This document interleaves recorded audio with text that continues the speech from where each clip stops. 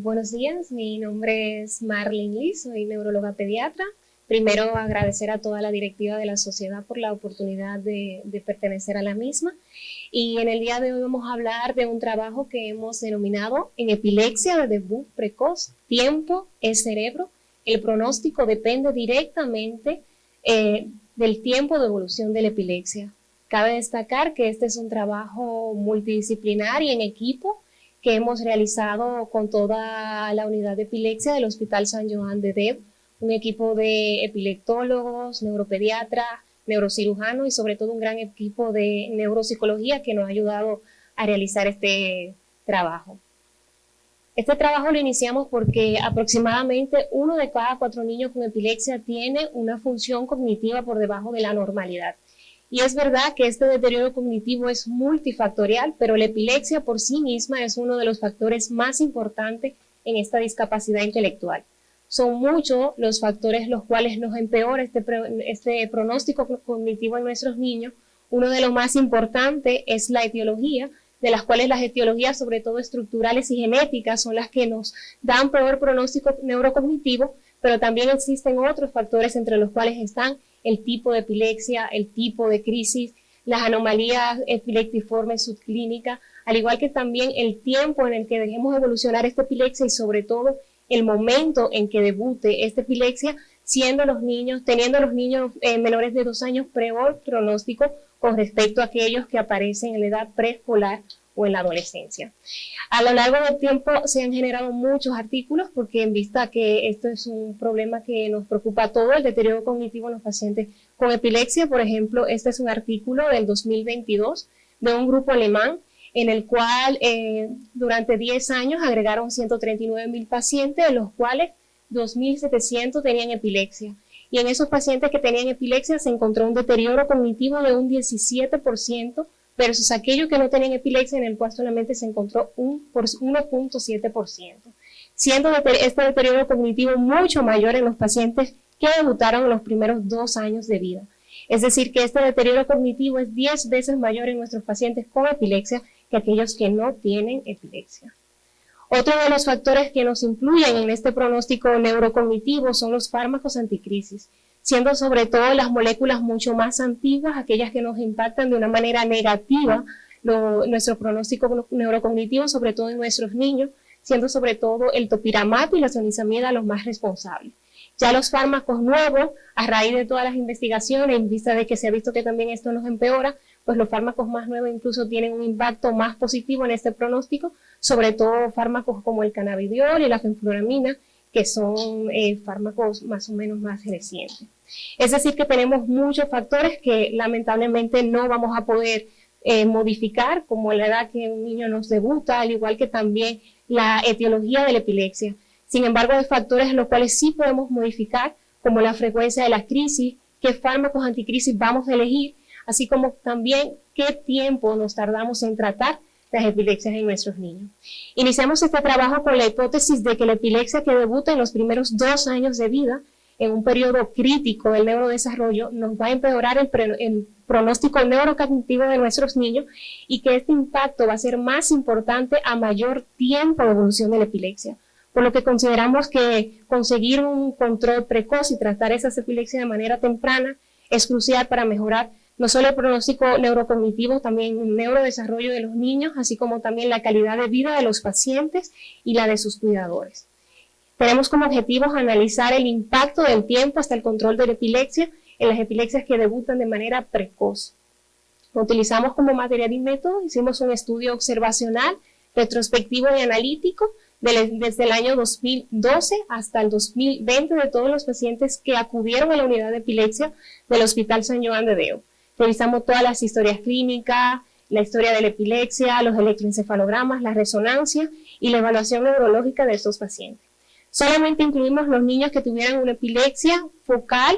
que debutaran en los primeros 2 años de vida, desde el periodo neonatal hasta los 23 meses, ambos incluidos, en la cual la etiología sea estructural de característica unifocal y unihemisférica, y excluimos todos los pacientes que tuvieran otras causas de epilepsia como genética o que tuvieran lesiones bilaterales y extensas, en vista de que esto no agregaría un sesgo de que a pesar de la epilepsia, el pronóstico neurocognitivo también iba a empeorar debido a estas etiologías.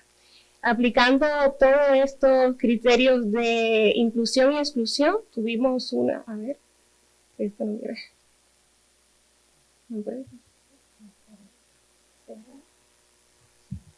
Gracias. Entonces, aplicando estos criterios de inclusión y exclusión, obtuvimos una muestra de 93 pacientes, los cuales tenían una epilepsia focal de etiología estructural, que debutó en los primeros 2 años de vida, y elegimos que todos los pacientes tuvieran una evaluación neuropsicológica adecuada para la edad y que estuviera estandarizada de manera internacional. Obtuvimos como resultado que la mayoría de nuestros pacientes fueron del sexo masculino, en un 59.3%, el resto fue del sexo femenino. El neurodesarrollo al momento de derivarse a la unidad de epilepsia, el 58.1% ya tenía un retraso global del neurodesarrollo y un 2% tenía asociado una regresión del neurodesarrollo al debut de la epilepsia, el resto lo tenía dentro de la normalidad. Dentro de las etiologías, sabemos que todos los que incluimos fueron de causa estructural, pero en un 53.8% de los pacientes tenían malformaciones del desarrollo cortical, siendo las displasias corticales focales, sobre todo tipo 2, la más frecuente en nuestros pacientes, seguida de polimicrogyria, esquistoencefalia y hemimegalencefalia.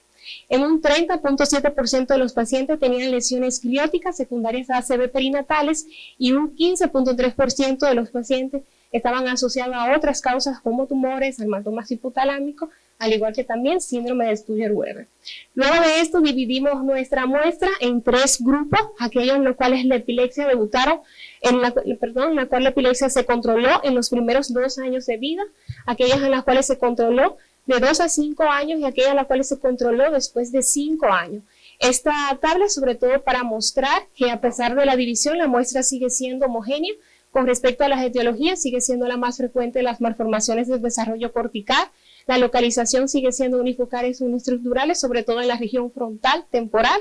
y la frecuencia de la crisis en la mayoría de los pacientes eran diarios, pacientes muy descompensados y muy fármaco refractarios.